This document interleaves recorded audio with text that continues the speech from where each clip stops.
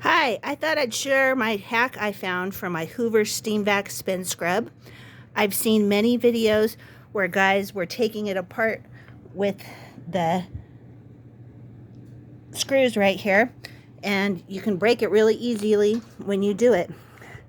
Just get one of these. It is a snake for your sink, and it's the flat one. If you stick it in here and bring it down, it will help you pull all your hair up right here.